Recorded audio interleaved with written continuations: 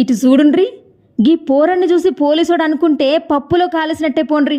కొందరు పోలీసోళ్ళు దొంగ కేసులు పెట్టడంలో దిట్ట, కొందరు మాయకపు ఆడవాళ్లను పటాయిద్దామని అది కుదరకపోతే లే గీ ఆడపిల్లనే కిలాడీలేడి, నేను అమాయకుణ్ణి బట్టగాల్సి మీదేసిండ్రు అనడంలో దిట్ట.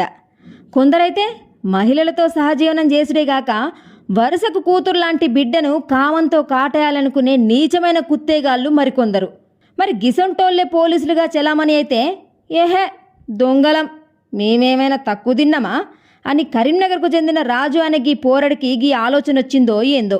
ఏకంగా పోలీస్ డ్రెస్లోనే దొంగతనానికి పాల్పడి ఓ తాన సెల్ ఫోన్ కొట్టేసి మరో తాన దొంగతనం చేయబోతుండగా జనాలకు దొరికిండు పో.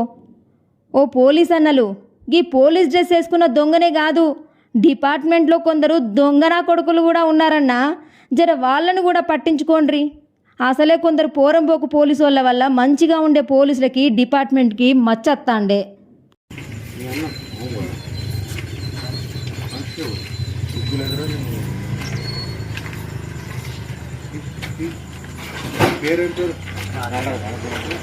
రాజు, ఇంటి పేరు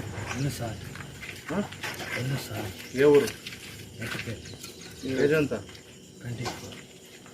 నీకు డ్రెస్ ఎవరు ఇచ్చారు? మీ అన్న ఏం పని చేస్తారు?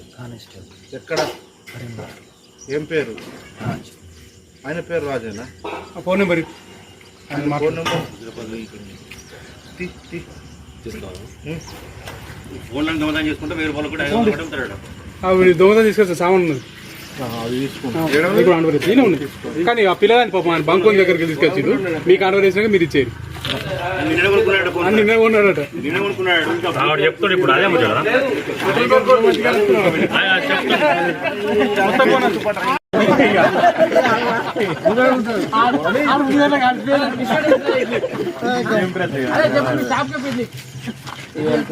ఇది పెట్రోల్ బంక్ ఉంది,